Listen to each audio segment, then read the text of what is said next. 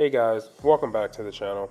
I know it's been a long time since we've seen a video or I put anything out, sorry about that. But I have a new layout, a couple new things to show you, and of course version 11 is here. So up in the top right corner, you'll see the software version, the car configuration, and the location. That'll always be there going forward in all the new videos. This software has been a long time coming. This is the one stack that Elon's been talking about that rules them all, per se. For us, it's okay. It's a good upgrade in certain spots, and in other spots, it's a big regression. But we'll get started, and basically, I'll do the same format. I'll speed up the parts that are kind of just straightforward, so you're not just watching the car drive straight. And I'll jump in and let you know when things are happening. This drive was, I would give it probably somewhere in the C to B. I have to kind of think through it and go through it again with you. But yeah, sit back, relax, and let's see how it goes.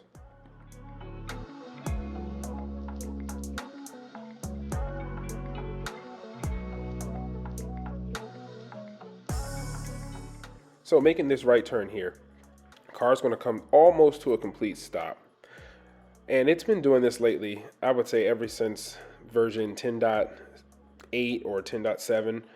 And it's having a hard time on unmarked roads with parked cars. And if you watch Chuck's video, you'll see when he does his unmarked video, that it still struggles the same way. Sometimes it just comes to a complete stop. Now coming up to this stop sign, throttle control in this build is amazing. Accelerations and decelerations and stops are great. You see the car's going to stop, throw up the creep limit, but it actually doesn't move at all. As you see, pedestrians or VRUs are going across your vehicle right now. And after they pass and they clear, it proceeds nicely with no issues. It creeps up, it sees nothing's going, and it continues. One thing I will say is I am not experiencing the random slowdowns or speed ups with speed limit signs with this build that some of the other testers are seeing. I do not know if Tesla's doing A versus B testing or if 11.3.5, the version my car is on, is any different than 11.3.4. It could be that my build just has the park assist for non-USS cars, excuse me. But other than that, you may see me bump up the speed or slow down the speed on this road because they are doing a little bit of construction here, so there are some steel plates in the road, and just don't want to get any tire bubbles or hit a pothole too hard. So if that's what you're seeing, that's what's happening.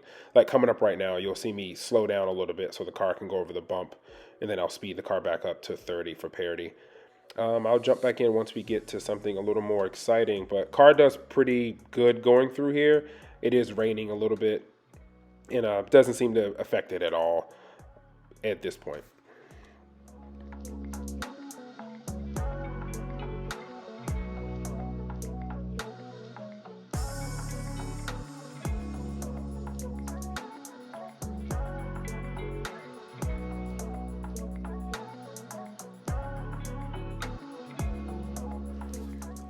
So once again, coming up on the topic of speed control, car slows down very nicely here. I do like that Tesla added the chevrons into the actual wider driving path. It does give you a lot more visual control and also visual cue that what the car is actually doing. And actually the blurb at the top where it's telling you exactly what the car is doing, I think that's fantastic.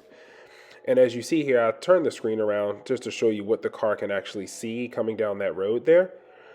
Traffic on this road up there is normally traveling at about 45 miles an hour, but traffic on this side of the streetlight is going at 25 miles an hour.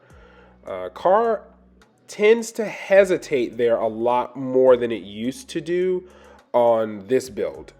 I don't know if that's a regression or if that's just the particular day. And for whatever reason, the car is having a very hard time with Rosemont Avenue, whether I am going towards the highway or from coming back towards my home. It's just very erratic. Going, as you see here, it actually made a lane change, which was great and all because of this line of traffic here. But if you see and notice, it's thinking with its turn signal again. You see me put my hands up because it actually wants to get back over into the right-hand lane, as you see here. And it actually starts to brake, as you will see in a minute as we come through this intersection.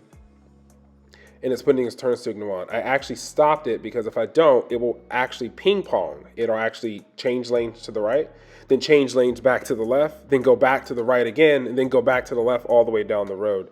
I don't know what's going on with Tesla's lane selection and lane logic, but that definitely is the Achilles heel to this software. And that's really what's holding version 11 back at this moment. So we'll move on and keep going, but you're going to notice the same thing over and over and over. Lane logic is the Achilles heel. I'll repeat that. It's the big problem with this build. Hopefully going forward, they can get a handle on that.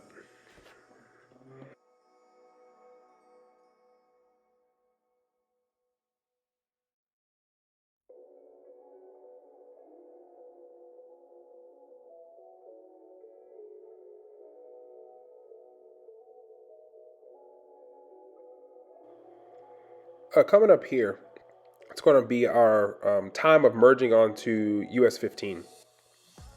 And the weird thing about this exit here is, which first, it actually makes that left turn beautifully. Very smooth. I mean, butter smooth. That was really good. And left-hand turns sometimes can be a little rough in the older builds.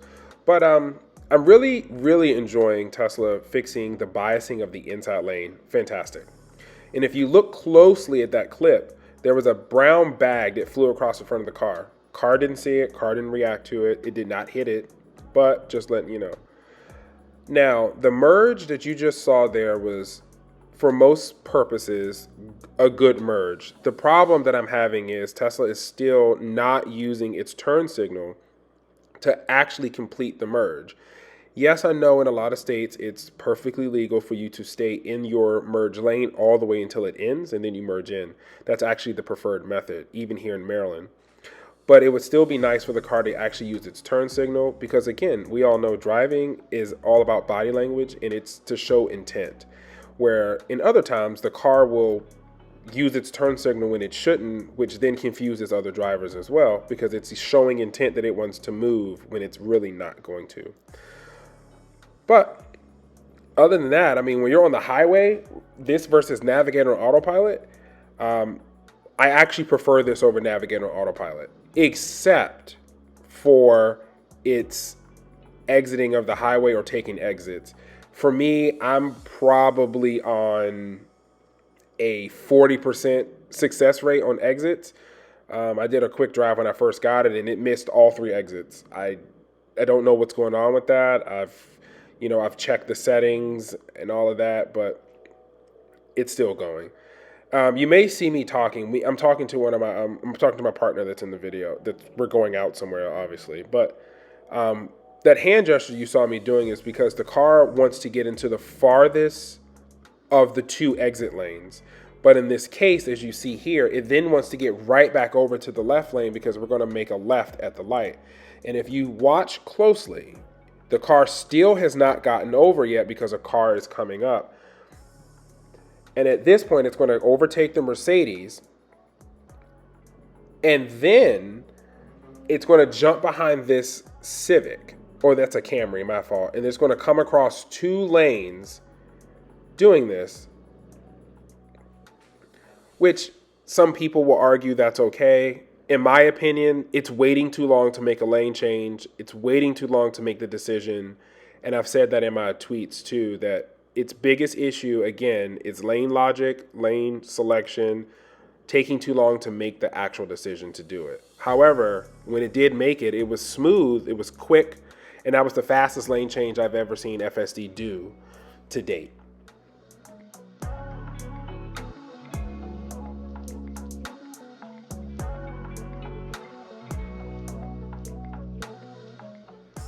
All right, so here's my first disengagement. Car makes a beautiful left turn, followed by a horrible mistake, making a right turn.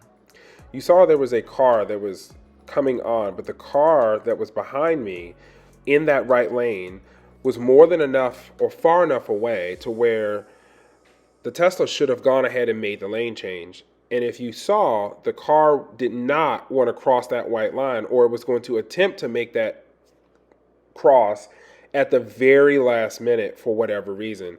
This seems to be the trend with this software. And that gray car there was the car that was causing somewhat of the issue. But another again, excuse me. That was the first disengagement of the day. Um, Other than that, I mean, that was probably a good example of what I've been experiencing with this build. My morning commute drive went pretty well, but that video is being uploaded at a later date, and I have to edit that out. But all right, I'm going to speed past this as we pick up some snacks. And actually, if you look closely, this is going to be one of the times where I actually use the park assist. And this is not auto park. I've seen a lot of people talk about this, getting the two confused. Park assist is just showing you things around your vehicle. I do like the vision based park assist for the side of the car, like especially getting close to curbs. It actually, that works pretty well. But the as far as it determining what's in front of it and what's behind it, that is just all over the place at this moment.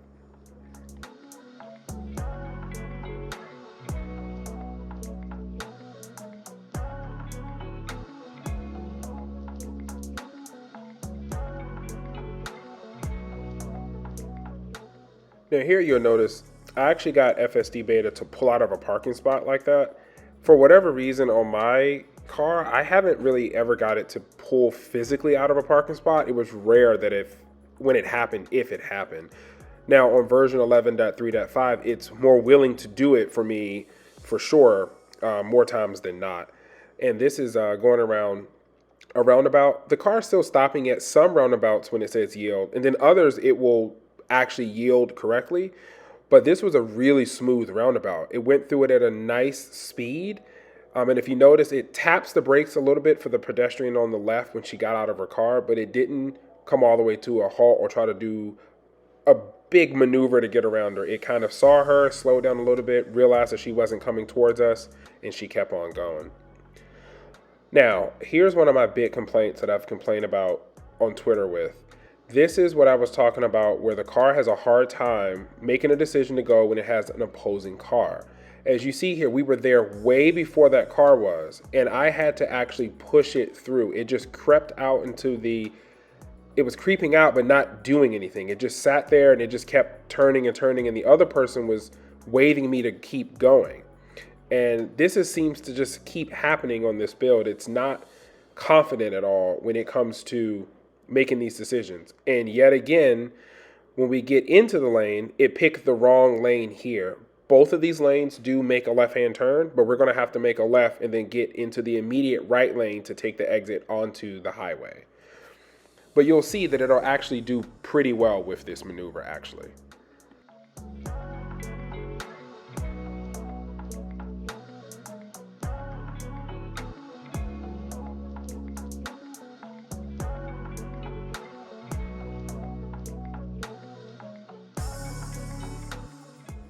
Now here we go. We have a beautiful left-hand turn. It's going to immediately get to the right, which is great. It performed this maneuver fantastic.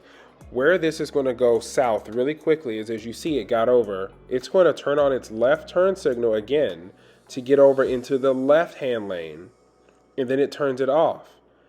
Then it turns it back on again. And to mind you now, there's a car right to our left, and it stayed in this lane. It did pretty well with this, and then it moved over. Now, in my opinion, again, the person in that traverse there was kind of giving me the eye as to why I kept wanting to move lanes. Anyway, it doesn't matter, but I still think the car needs to pick a lane, stay in it, complete the maneuver. Then if it needs to change lanes, then change lanes. But here it sped up nicely, controlled, merged in beautifully. Nothing to complain about with that merge. Still, maybe a nitpick. It should probably use a turn signal, but this is probably the only time I had it do a kind of slightly aggressive slowdown and then kept that distance between me and the white Forester that's in front of me. But after that, it picks up speed and continues on like nothing else. So we'll keep on moving forward. It's doing okay pretty far. I'll give it probably a solid C+ to a B- right now.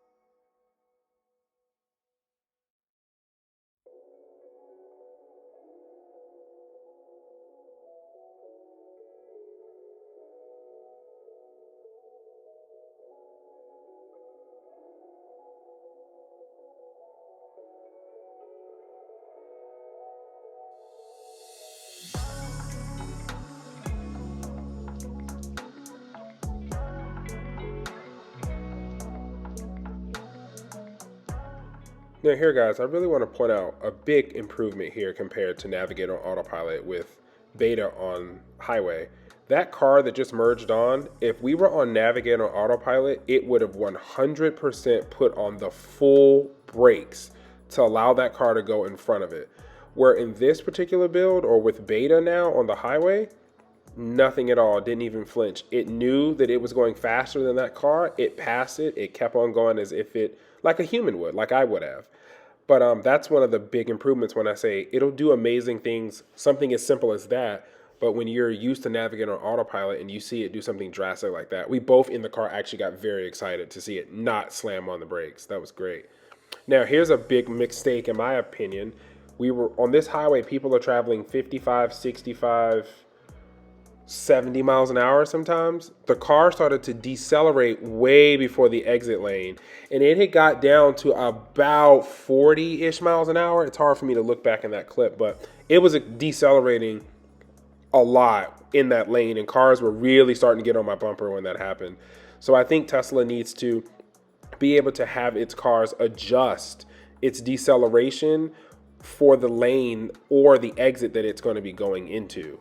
That'll definitely help with it, because in Frederick, Maryland, a lot of our exits are short, so you have to get over at a high rate of speed and kind of decelerate kind of fast. And if you see here, it did pretty well there by itself with the opposing car. It doesn't do that all the time though, but if you saw it there, it actually hesitated, but decided to go. And if you notice what the car's doing now, the car just got into the right lane. And if you look, we're about a quarter of a mile from our left-hand turn. At this point, both of us have just said we just give up on the lane logic of this build, because lane logic in this build is pretty poor. It's, to be an understatement, it's pretty poor. The car constantly wants to be in this lane, and then when it goes through this light here on Rosemont Avenue, if any of you can look it up on Google Maps or Apple Maps, you'll see this road is nothing difficult here. There's 3 stoplights. The stoplights are kind of laid out a little weirdly, but it's nothing crazy. It's a straight road that's 2 lanes going each way. There's a suicide lane that'll start to be available up here once we get through. And the car here is going to sit in this lane and wait to the absolute last minute to get over to make a left-hand turn. I don't understand why this is happening, how it's happening, because the map data is accurate. The vision is accurate. It just turned on its turn signal. It's getting over into the lane. Now, we should be in that suicide lane either now or right here. We should be entering into the turn lane, and it's not. It's waiting until it hits the solid line to get over. And in some cases, it will get over here, like it just did, and then it'll want to jump back into the right lane. I have to really record that on video to catch it for you guys and maybe put that as a YouTube short. But this turn here, that was probably the best it did this turn ever on beta. For whatever reason, it's always either too wide, too narrow, too slow. It stops, it goes too far up.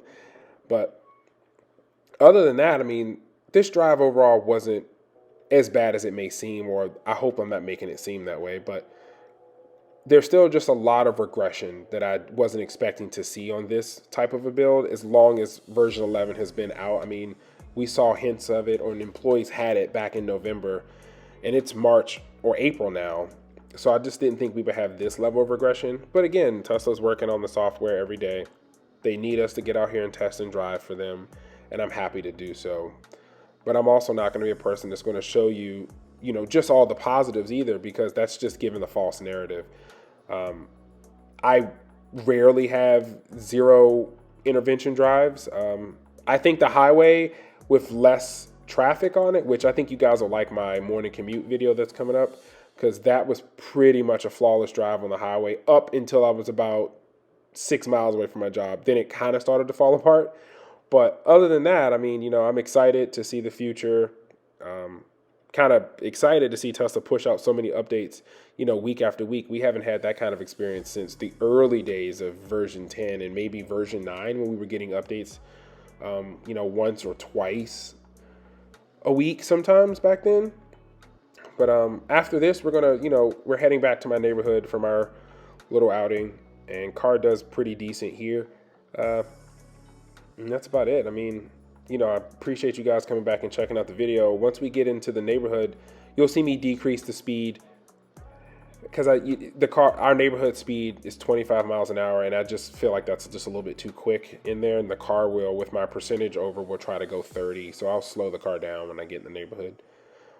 But other than that, I think there's one more thing I want to talk to you guys about once we get to it. So once we get there, I'll jump back in.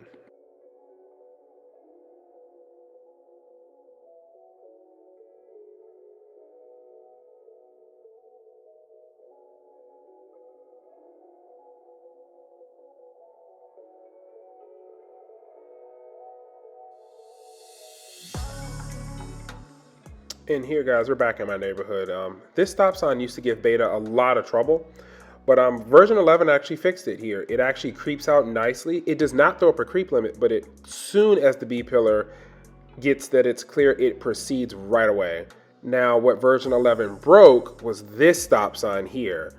It's going to stop pretty aggressively. Like, it comes almost to a complete halt here, as it should for a stop sign, but it's really aggressive.